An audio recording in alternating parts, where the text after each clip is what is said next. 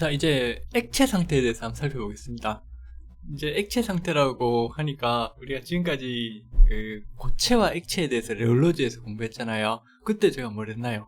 액체는 존재한다 그랬습니까? 존재하지 안 한다 그랬습니까? 순수한 액체는 물론 존재하지 않습니다. 왜? 우리가 일상적인 생활에서 살아갈 때는 고체는 탄성체, 액체는 뭐 그냥 우리가 생각하는 액체, 유동성이 있는 액체잖아요. 흐름을 갖는 이런 게 어떤 외부에서 어떤 힘을 주면 순수한 액체와 순수한 고체는 존재하지 않고 조건에 따라서 관찰 시간에 따라서 뭐죠? 관찰 시간에 따라서 어떤 일정한 힘이 가해질 때 그 고체의 특성을 나타내기도 하고 액체의 특성이 강할 때도 있고 이런 식이 되는 거예요. 그러니까 고체의 특성과 액체의 특성이 동시에 나타나서 점탄성체라고 불렀잖아요. 근데 여기서 말하는 액체 상태란 거는 레올로지하고 조금 달라요. 레올로지에서는 항상 뭐가 존재했나요? 응력이 가해져요. 그죠? 우리가 일상생활 하다 보면 고체냐 액체냐를 살펴볼 때는 항상 힘이 가해지잖아요. 힘이 가해질 때 이게 액체의 특성을 나타내는지 고체의 특성을 나타내는지를 살펴볼 때는 고체 액체의 경계가 존재하지 않아요. 그죠? 근데 여기서도 마찬가지로 우리가 이건 연력학적인 평형 상태인데요. 그죠? 여기서 하는 건 뭐냐면 얼음이 있잖아요. 얼음이 있으면 열을 가하면 어떻게 되나요? 0도씨 얼음이 0도씨 물로 바뀌죠. 0도씨 얼음은 뭐죠? 고체 상태. 0도씨 물은 액체 상태. 이것처럼 우리가 연력학적 관점에서 평형일 때 이거는 주로 언제 배웠었나요? 고등학교 때까지 배웠었죠. 이 내용은 외부에서 어떤 힘이 가해지는 게 아니고 그냥 그대로 놔뒀을 때 일단 앞에서 분자간의 힘을 배웠죠. 분자간의 힘. 분자간의 힘이 분자 자체의 운동 에너지보다 크면 액체가 되거나 고체가 되는 거예요. 그 분자간의 힘 자체가 너무 크면 고체가 되는 거고, 분자간의 힘이 큰데 그 자체의 운동 에너지보다 조금 더 크다 이런 정도면 액체 상태가 될 거고요. 분자간의 힘도 있는데 그 자체보다는 분자 자체, 그러니까 분자간 힘보다는 분자 자체의 운동 에너지가 더 클 때는 뭐가 되나요? 그때는 이게 분자 힘을 끊고 어떻게 되죠? 날아가 버리잖아요. 그래서 기체 상태가 되는 거예요. 무슨 말인지 알겠습니까? 그러니까 우리가 지금 여기서 연력학에서 액체 상태라고 하는 거, 고등학교 때까지 배웠던 액체 상태는 뭐냐면 분자 간의 힘만 고려를 한 거예요.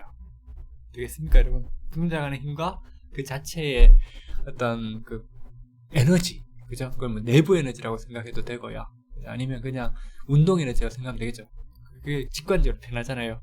거기 진동 에너지도 있고 뭐 여러 가지 에너지들이 많은데 그냥 뚫고 가려고 한다는 힘을 가지고 생각하면 그냥 운동 에너지라고 생각했대요. 그 자체 가지고 있는 운동 에너지보다 두 개의 어떤 분자간 힘이 더 크면 못 자르고 가잖아요. 그러니까 그 액체 상태나 고체로 유지가 되는 거죠. 무슨 의미인지 알겠습니까? 자, 그러면 표면 장력이란 건 뭐였죠? 제가 내용이 빨리 끝나면 15주차 수업 때는 이제 표면 장력과 계면 장력에 대해서 간단하게 한번 살펴보는 시간을 또 갖도록 하겠습니다. 아마 그때도 계속 이걸 해야 될 수도 있을 것 같은데 가급적이면 기억을 되살리는 그런 시간도 좀 갖도록 하겠습니다. 그래서 표면 장력은 서피스 텐션 해가지고 서피스는 뭐였죠? 표면이란 거는 표면은 계면과 다른 점이 뭐였나요? 그냥 똑같은 개념으로 하면 되는데 계면이란 거는 모든 경계면을 다 계면이라 그러고 표면이란 건 뭐였죠? 액체와 기체 사이의 계면을 특히 이제 표면이라고 불렀죠. 표면. 그래서 액체의 표면에서 내부로 향하는 힘, 즉 표면을 팽창시키는 것을 이겨내는 힘의 척도이다. 그 다음에 액체는 표면 장력에 의한 힘으로 최소의 표면적을 가지려는 경향이 성질이 있어서 기하학적으로는 원이 되거나 공간에 있을 때는 표면적이 최소인 9로 되는 거죠. 9영으로 되려는 경향을 갖는다. 그 다음에 온도가 높아지면 어떻게 되죠? 분자의 운동 에너지가 증가하니까 분자 간의 인력이 감소되고 액체의 표면 장력도 감소한다. 이런 정도는 상식으로 이제 이해되죠? 그죠? 그러니까 표면 장력이란 건 뭐였나요? 표면 장력은 예를 들면 표면 장력이나 계면 장력이 똑같은 거니까 표면 장력은 단위 면적당의 표면 에너지라 그랬죠. 생각납니까 여러분? 그럼 표면 에너지가 크다는 건 뭐죠? 예를 들면 물과 기름이 유화가 될 때 표면 에너지가 크다 또는 계면 에너지가 크다 하는 거는 계면의 면적이 크다는 거잖아요. 계면의 면적이 크다는 거는 입자가 작고 균일하다. 근데 이게 계면 에너지가 크다가 계면 에너지는 나중에 어떻게 되나요? 시간이 지날수록 계면 에너지는 점점 작아지죠. 왜? 연력학 2법칙 때문에 그렇죠. 연력학 2법칙. 모든 에너지는 높은 데서 낮은 데로 흐르니까 계면 에너지도 높은 데서 낮은 데로 가잖아요.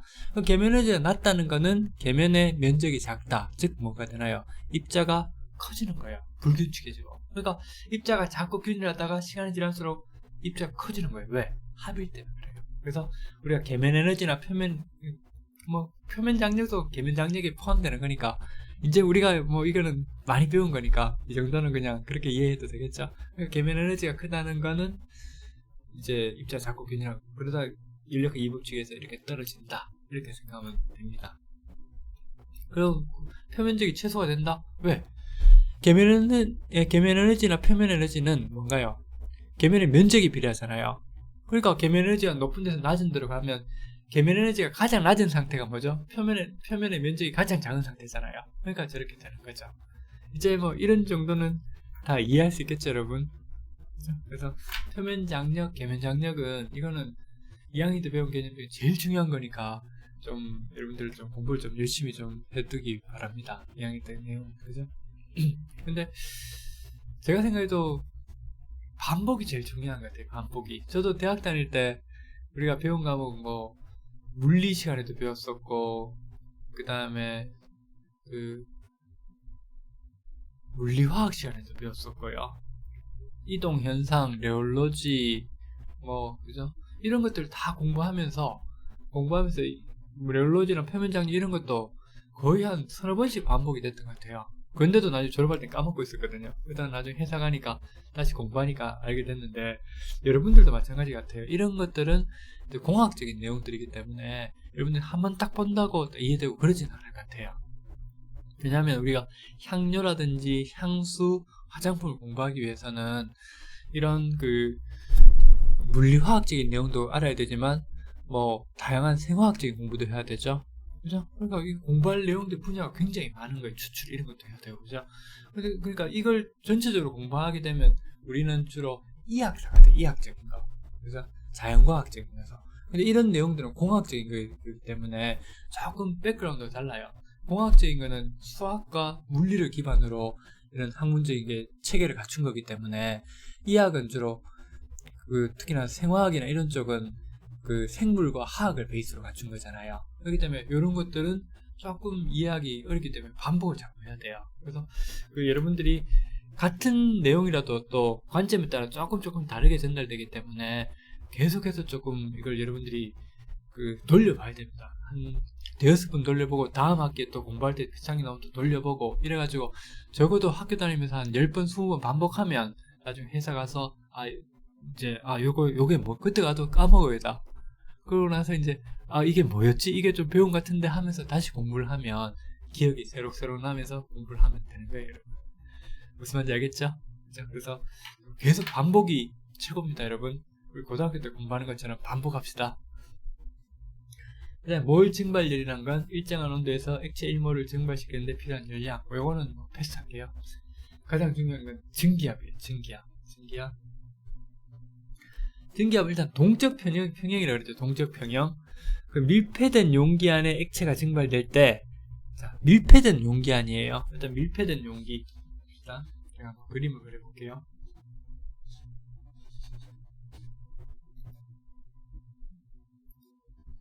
예를 들면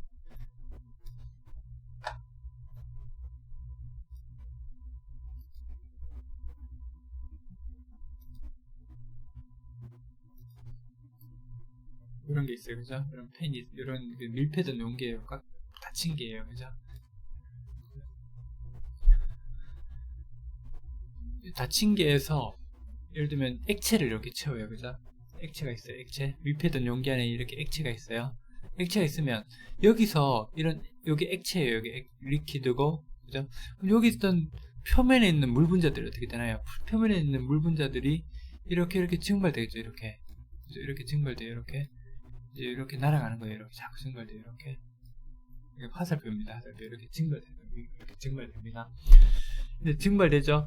자, 증발되면 그 시간이 이제 이렇게 증발되면 그 증발된 기체가 증기예요. 알겠습니까? 증기란 건 뭐다? 액체가 존재할 때 액체로부터 증발된 기체가 있잖아요. 그 분자가 증발된 기체, 그걸 증기라고 불러요. 그 증기는 기체예요, 기체. 알겠습니까?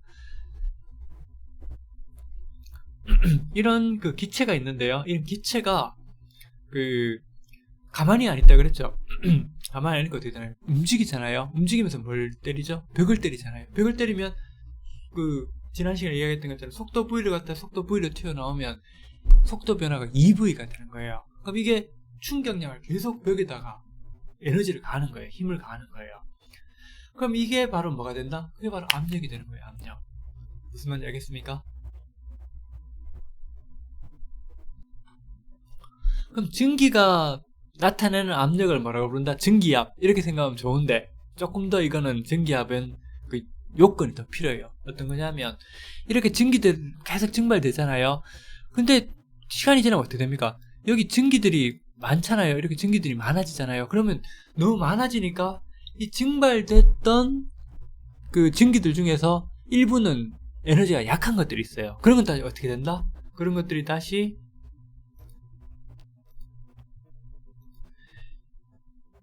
응축이 되는 거예요. 이렇게 다시 이거 표면가 미안합니다 여러분. 이까지 들어오는 게 아니고 표면까지 도착. 내부로는 못 들어가죠. 다시 뜯겼을 수는 있겠지만 이렇게 증발됐던 게 다시 증발됐던 증기들이 응축을 하는 거예요. 자, 뭐냐면 표면에 이렇게 생각하면 됩니다. 기체 분자들이 액체보다 에너지가 더 크잖아요. 그러면 액체 표면에는 수많은 액체 분자들이 존재하죠. 그럼 이게 에너지들이 다 똑같아 보이지만 실제로 분자들마다 에너지가 다 달라요. 그럼 그 온도에서 특히 에너지가 큰 물 분자들이 있잖아요. 이런 물 분자들이 그 주위에 분자 간의 힘을 깨고 먼저 기체가 돼버리는 거예요. 증발해버리는 거예요. 그게 증발입니다. 표면에서 증발하는 거예요. 증발하면 이렇게 증발하는 분자들은 에너지가 커요. 크니까 기체로 존재하죠. 그죠? 그럼 계속 이렇게 증발하는 거예요. 이렇게 증발해요. 그런데 이게 시간이 지나면 어떻게 됩니까? 위에 증기들이 많잖아요. 다 에너지가 큰 것 같은데 실제로는 우리가 또 전기분포곡선이라는 게 있는데 다 이렇게 그 에너지가 크다 보면 거기서 또 일부의 그 증기들은 에너지가 또 약한 것들이 있어요. 기체 상태 중에서도. 그러면 거기 기체 분자들 중에서 일부는 힘이 약해진 것들 다시 액체로 뭐가 되나요? 응축이 되는 거예요. 증기들 중에서 일부는 응축이 돼요. 그 응축이 되면 액체가 되는 거죠. 자, 그러면 이게 시간이 지나면 동적 평형이라는 건 뭐냐면 물분자가 아니고 미안합니다. 액체 상태의 분자들이 막 증발하잖아요. 그 개수가 있을 거 아니에요. 처음에는 막 증기 개수가 많아지잖아요. 그 증기들 중에서도 에너지 약한 것들은 다시 물로 응축이 돼요. 자, 그럼 시간이 아주 많이 지나면 어떻게 되냐? 증발하는 액체 분자 수하고 응축되는 증기 분자 수하고 같아지는 거예요. 무슨 말인지 알겠죠? 그래서 그 증발하는 분자 수하고 응축되는 분자 수가 같아지니까 겉에서 볼 때는 뭔가요? 겉에서 볼 때는 두 개가 속도가 똑같으니까 아무런 변화가 없는 것처럼 보이는 거예요.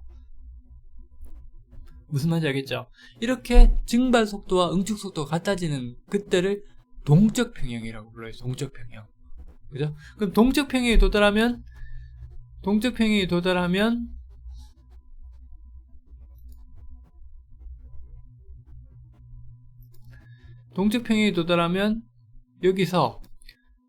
여기에 있는 증기 분자들의 개수는 항상 같아지는 거예요. 왜? 올라오는 거나 증발되는 거나 응축되는 거 같으니까. 그죠? 이런 동적평이 되는데, 그럼 여기 증기 개수들이 있을 거 아니에요? 증기 분자들의 개수? 증기 분자 일정한 개수가 있잖아요.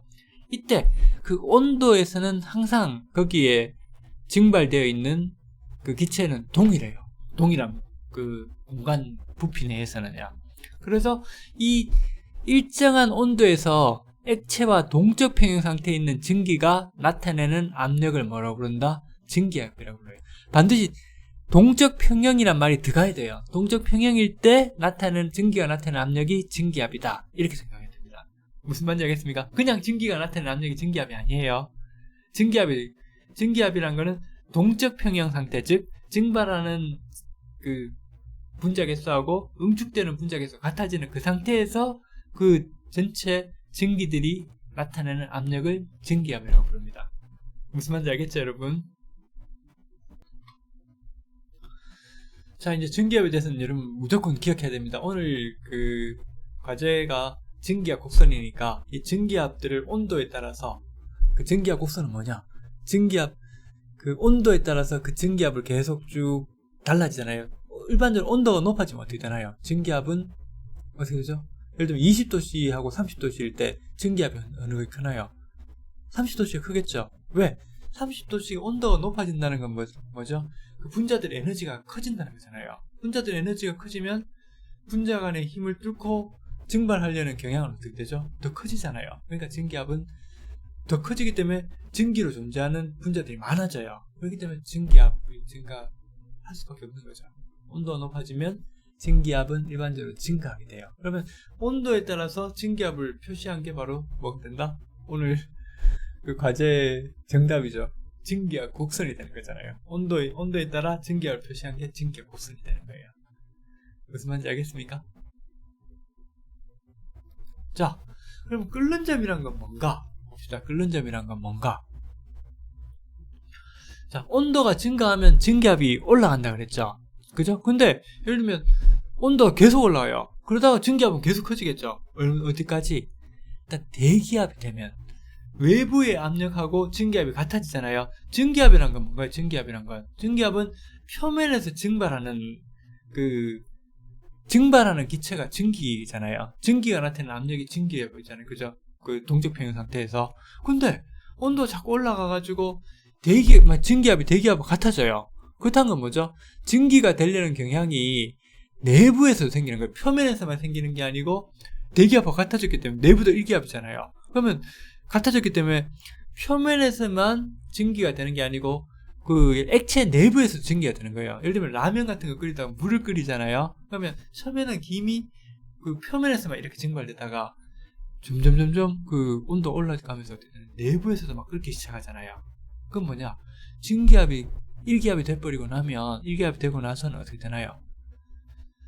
모든 그 액체 내부도 다 일기압이잖아요. 위가 일기압이면 아래도 일기압이잖아요. 그죠? 그러면 물론 그 수압이라 그래서 수압에 의해서 더 압력이 더 높아질 수도 있는데 라면 끓이는 물 정도야. 그죠? 압력이 그렇게 높진 않을 거니까. 그죠? 크진 않을 거니까. 자, 그러면 그 내부에서도 일기압이 돼버리면 어떻게 되나요? 내부에서도 증기가 되려는 경향이 생겨요. 그게 바로 뭡니까? 내부에서 기포 뽀글뽀글 올라오죠. 그죠? 그게 바로 끓는다는 거예요. 즉 증기압이 대기압과 같아지면 끓기 시작하는 거예요. 끓는다는 건 뭐죠? 증발이 표면에서만 일어나는 게 아니고 액체 내부에서도 증발이 일어나는 게 끓음이에요. 끓음 현상. 알겠습니까? 그 끓는 온도가 액체 중에서 물 같은 경우는 100도씨가 되는 거죠. 100도씨에서 끓기 시작하니까. 무슨 말인지 알겠습니까? 자, 그러면 제가 중간에 상식 퀴즈. 우리가 레올로지 할 때 배웠었죠. 예를 들면 반지름이, 그죠? 반지름이 예를 들면 기포가 있는데 하나는 1mm고 하나는 2mm예요. 반지름이. 자, 그러면 두 개가 기포가 액체 내에서 떠오르는 속도는 같을까요? 다를까요? 무슨 식이었죠 이게? 그죠? 스톡스식이었죠. 스톡스식. 거기서 반지름이 2배가 커지면 속도는 어떻게 되나요? U 2타분의 2R 제곱이잖아요. 반지름이 제곱에 비례하니까 반지름이 2배가 커지면 떠오르는 속도는 R 제곱 4배가 빨리 떠오르게 돼요. 무슨 말인지 알겠습니까? 이거는 굉장히 중요한 그 화장품 향료를 달아서 그 유화물을 만들 때, 화장품에서, 향수에서, 그죠? 유화물을 만들 때 가장 중요한 개념이기 때문에 스톡스식은 반드시 좀 기억해 놓읍시다, 여러분.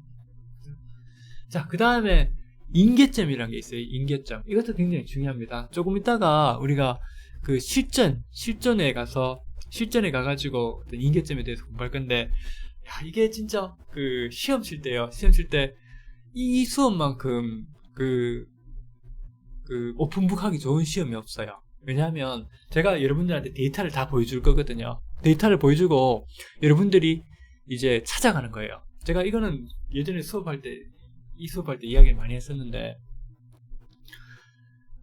모든 데이터를 주는 거예요. 예를 들면 이 캔 에어로졸 용기에다가 어느 정도까지 채울 때 캔이 변형될까 계산하라 그러면, 캔의 변형 압력이 예를 들면 뭐 17 기압이다, 그죠? 그러면 그 내부에 뭘 채워야 될까, 이걸 하면 곡선 데이터들이 다 있거든요.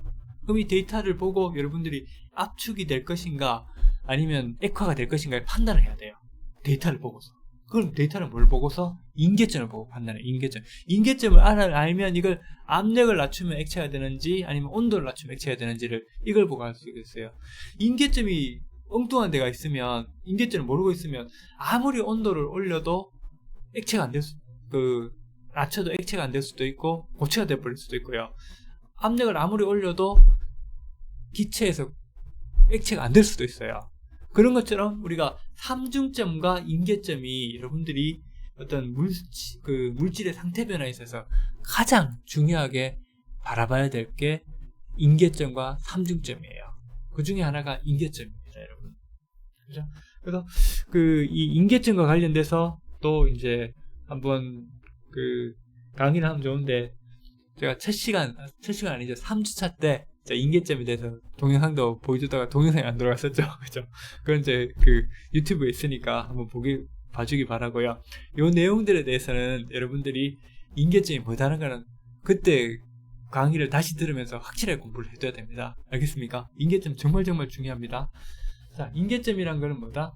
인계란 건 크리티컬하다 그러잖아요. 크리티컬하는 건 인계, 임하다는 거예요. 임전 무태, 화랑도 정신 있잖아요. 전쟁에 임하면 무태, 태함이 없어야 한다. 그죠? 이런 게 있잖아요. 임전, 전쟁에 임하다는 거잖아요. 인계란 건 임하다, 도착했다, 이런 뜻이에요. 경계면에 도착했다는 거예요. 어떤 경계면? 예를 들면 기체가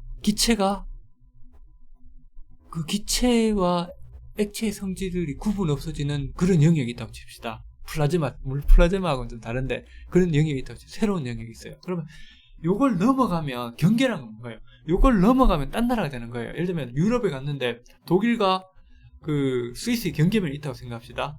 그죠? 독일과 프랑스의 경계가 있잖아요. 그 경계가 있다는 건 뭔가요? 여기까지는 독일인데 이걸 넘어가면 뭐가 되나요? 다른 나라가 되는 거예요. 스위스가 되든지 뭐 프랑스가 되든지 이렇게 되는 거예요. 그러면 그 경계면을 경계로, 그 선을 경계로 해가지고 이쪽은 독일이고 이쪽은 다른 나라가 되는 거예요. 예를 들면 동독 서독처럼, 그죠? 나라는 다른 나라라고 할 수 있나 그건 잘 모르겠지만 하여튼 뭔가 경계를 두고 이쪽이 완전히 달라지는 거예요. 그 경계에 임했다, 그 정도로 이걸 기준으로 완전히 달라지는, 그죠? 그런 걸 크리티컬하다. 굉장히 이쪽 그걸 기점으로 해가지고 완전히 상황이 달라진다는 그런 걸 이제 크리티컬하다 그러잖아요, 그죠? 그래서 이런 크리티컬 템퍼러처를 TC라 그러고, 인계 온도라 그러고, 크리티컬 프레셔를 인계 압력이라 그래요. 보통 인계 압력과 인계 압력보다 커진 압력과 인계 온도보다 높은 온도에서는 뭐가 된다? 초인계 상태가 돼요. 초는 뭐 슈퍼맨이잖아요. 사람을 보다 더 뛰어난, 더 사람의 능력을 넘어선 슈퍼라 그러잖아요. 그죠? 마켓을 뛰어넘은 굉장히 싸고 뭐 그런 마켓을 슈퍼마켓이라 그러잖아요. 그런 것처럼 크리티컬을 넘어선, 그러니까 인계를 넘어선 슈퍼 크리티컬, 초인계 상태라고 불러요. 초인계 상태는 특성이 어떻습니까? 초인계 상태라는 건 액체와 기체의 경계를 넘어선 거예요, 이게. 그 다음에 기체와 액체의 경계를 넘어섰기 때문에 이거는 기체도 아니고 액체도 아니에요. 그 사이에 성질을 많이 가져요. 굉장히 그 사이에 성질을 많이 갖지만 나름대로의 독창적인 성격을 갖는 거예요. 크리티컬. 그래서 슈퍼 크리티컬 플루이드라 그래서 SCF라 그러는데 초인계 유체라고 불러요. 초인계 유체는 뭐 유체가 따로 떨어져 있는 유체가 아니고 모든 물질들이 대부분의 고체와 액체와 기체의 특성을 나타내는 물질들은 다 초인계 상태가 있어요. 일정 온도와 일정한 압력을 넘어서면 다 초연계 상태가 돼요. 물도 될 수 있죠. 물도 될 수 있고, 이산화탄소 초연계 유체를 가장 많이 사용해요. 언제? 추출할 때. 초연계 유출을 이용한 추출법이 많잖아요. 참기름을 추출할 수도 있고, 뭘 추출하죠? 이제 그 세탁을 할 수도 있고, 왜 때 같은 걸 유성 성분들을 없앨 수도 있고, 그죠?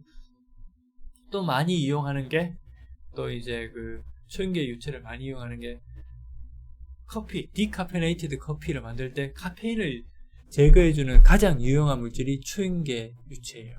이산화탄소 같은 거, 초연계 이산화탄소. 그죠? 왜냐하면 이런 물질들이 초연계 유체일 때는 액체의 밀도를 가지잖아요. 액체의 밀도를 가지니까 이게 굉장히 추출을 잘 해낼 능력이 뛰어나요. 왜? 솔벤트가 녹여내야 되니까 녹여내는 분자들이 많으면 잘 녹여내잖아요. 기체는 분자가 듬성듬성하니까 잘 못 녹여내는데, 초연계는 그나마 액체처럼, 액체보다는 못하지만 밀도가 기체보다는 훨씬 크니까 이게 잘 추출한 용매가 많다고 생각되는 거잖아요. 그죠? 그러니까 잘 추출하고, 그 다음에 초연계 유체는 잘 스며들어요. 왜? 기체의 특성을 갖기 때문에. 그래서 잘 스며들어서 잘 뽑아내기 때문에 이런 그 추출한 성질이 굉장히 액체와 또 기체와 또 달라져요. 그래서 초연계 유체를 추출하는 그 솔벤트로서 굉장히 많이 사용한다. 이건 좀 기억하기 바랍니다.